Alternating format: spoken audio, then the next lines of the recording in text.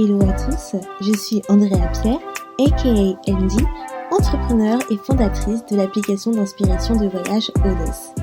Aujourd'hui, je ne vous emmène pas voyager, mais je vous guide vers le chemin de la positivité pour une vie meilleure et une meilleure humeur avec The Feel Positive Podcast. Ce podcast vous accompagne au début, milieu ou fin de journée pour vous apporter des bulles de positivité et une dose d'énergie dans ce monde bien mouvementé. Il n'est jamais trop tard pour se sentir positive et développer un nouvel état d'esprit pour changer votre vie. Alors restez connectés, il est maintenant l'heure de discuter et de positiver.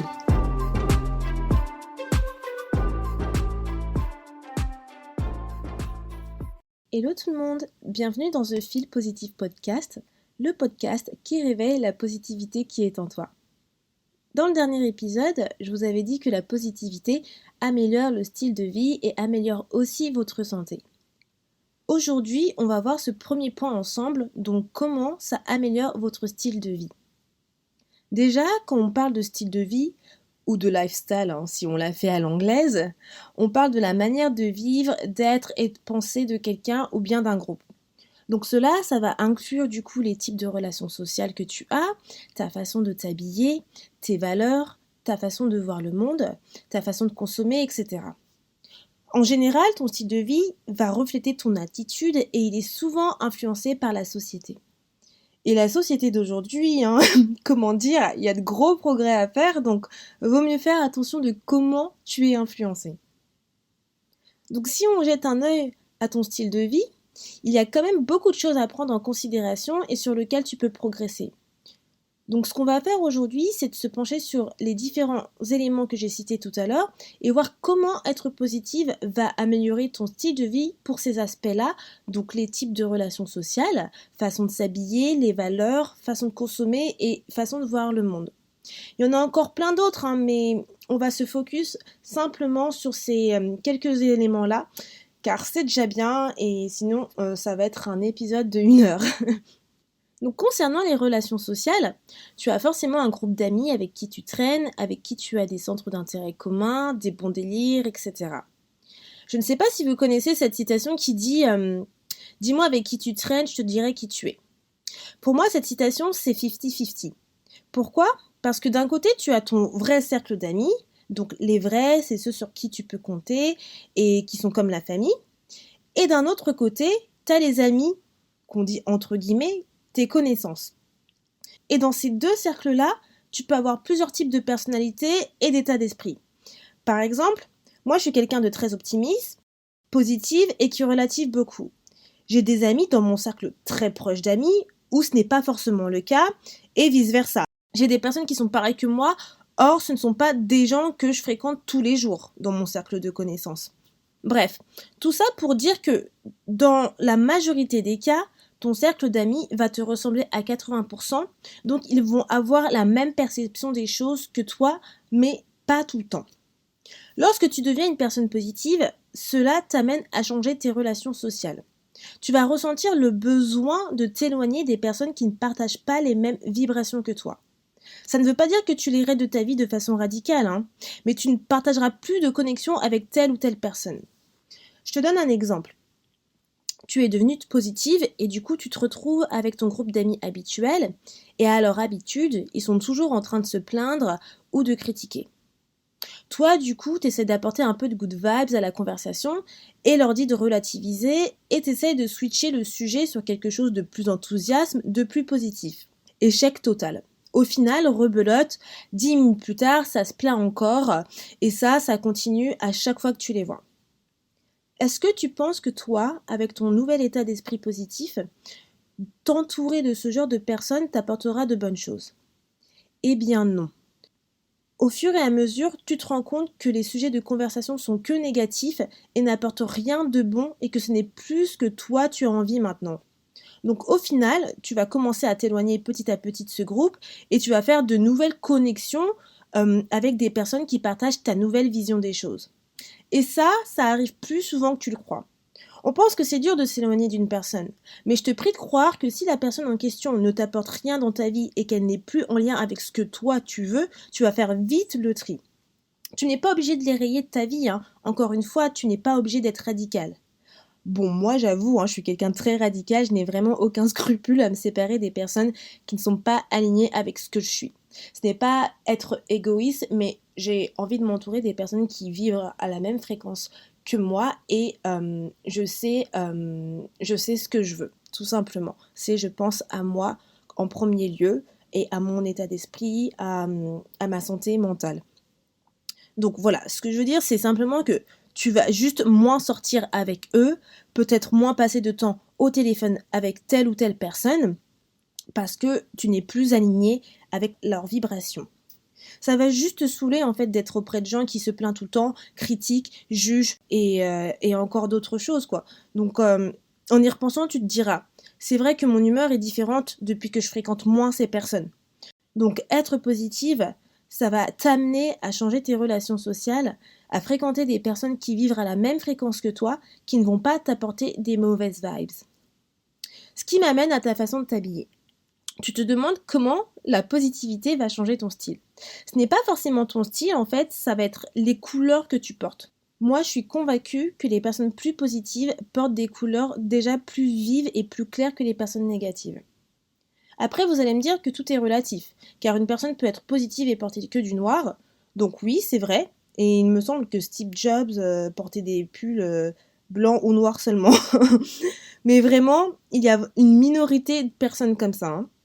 Ce que je veux dire, c'est que si tu avais tendance à porter du gris, noir, blanc tous les jours, alors que ce n'est pas tes couleurs préférées, mais parce que c'était plus pratique de les porter car ça reflétait ton mood, bah là, en étant positive, tu vas au fur et à mesure plus apprécier les couleurs et te mettre à porter des tons plus joyeux.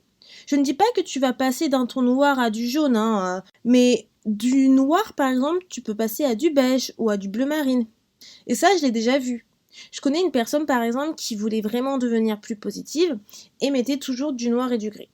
Et au fur et à mesure qu'elle devenait positive, ses couleurs de vêtements changeaient. Et ça, par contre, tout le monde l'avait remarqué aussi, hein.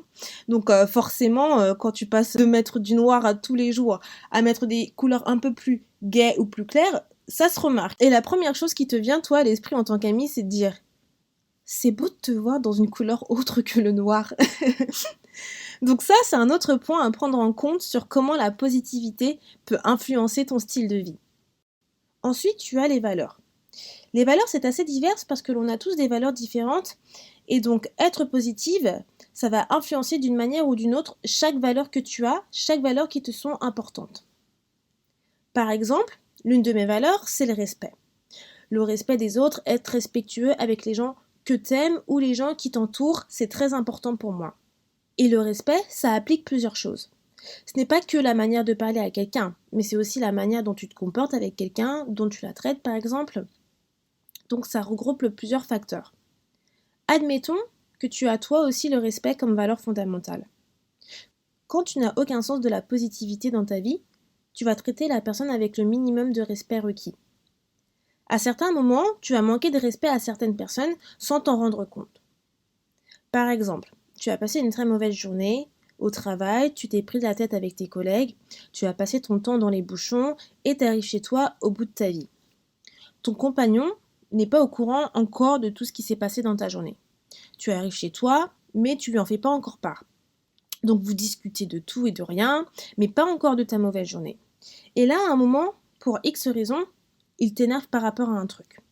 Quelque chose de vraiment stupide, mais vu que toi, tes émotions sont au max, parce que tu es de très mauvaise humeur, tu démarres au quart de tour. Donc là, ce qui se passe, c'est que tu vas commencer à jeter ton venin sur ton compagnon, à lui parler mal, lui dire des choses non méritées. Or, il ne sait absolument pas que tu as passé une mauvaise journée et pourquoi tu es dans cet état.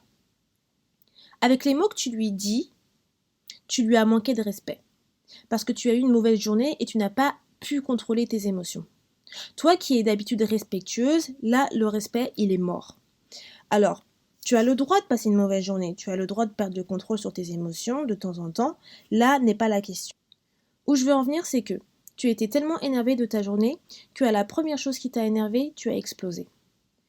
J'ai dit ton compagnon, mais ça aurait pu être ta mère, ta sœur ou encore une amie, hein.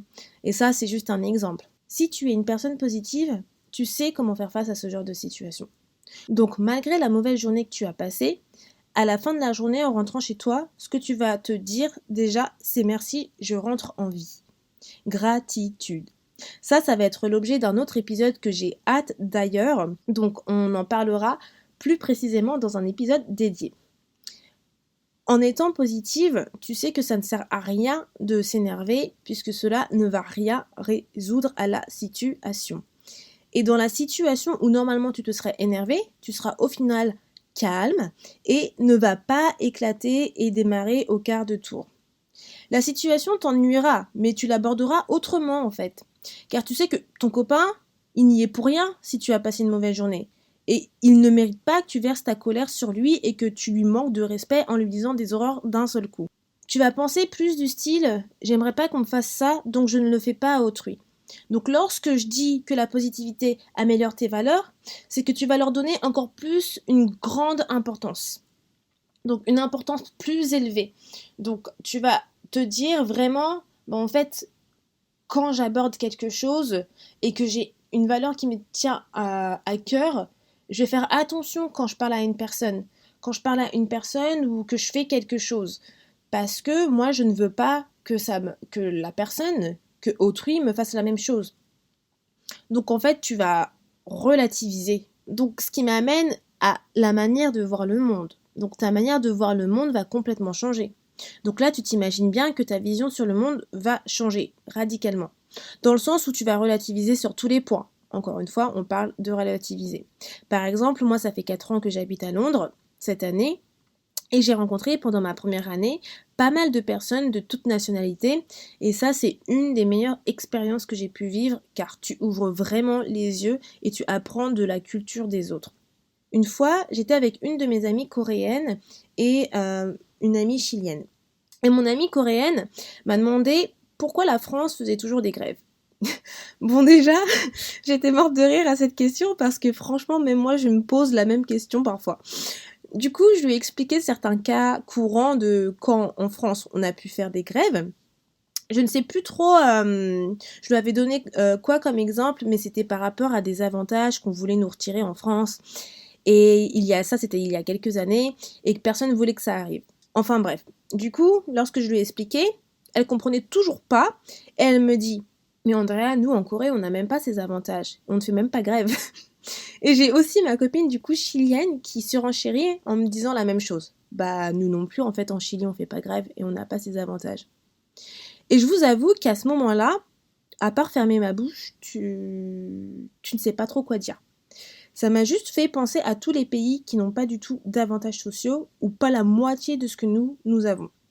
Et là, tu te dis, Dieu merci, je suis dans un pays, ou du moins j'ai habité dans un pays où j'avais le droit et l'accès à des bénéfices que d'autres n'ont pas. C'est là que tu commences à relativiser sur tout.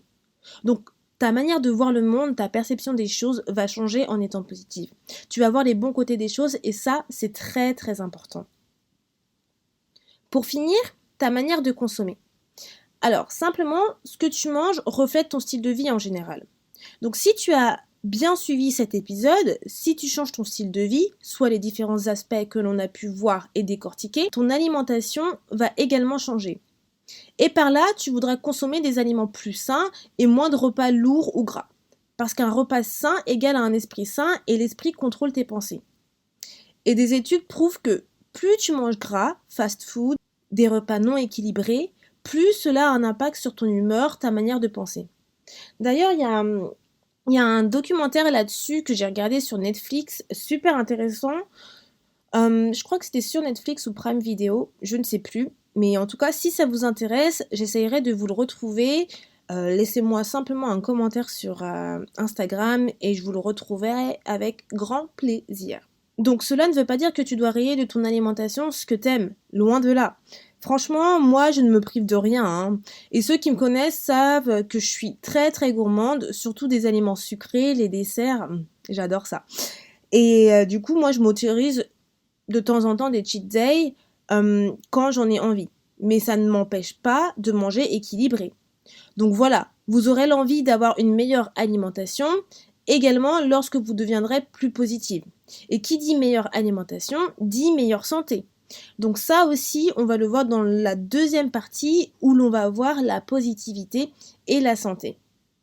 Ce deuxième épisode est un petit peu plus long que le premier, mais je trouvais vraiment intéressant de couvrir certains aspects de style de vie et voir comment être positive améliore ces aspects-là. Surtout, n'hésitez pas à me suivre sur Instagram si vous voulez être tenu au courant des sorties des nouveaux épisodes ou tout simplement cliquez sur le bouton de notification, c'est plus pratique. Je vous dis à bientôt dans le prochain épisode. Ciao! Merci beaucoup de ton écoute et d'être resté avec moi jusqu'au bout. Si à la fin de cet épisode tu sens ton humeur changer et tu te sens un petit peu plus boosté, n'hésite pas à me laisser un avis, ça me fera toujours plaisir et j'apprécierai de les lire dans le prochain épisode. À bientôt, positivement, Andy.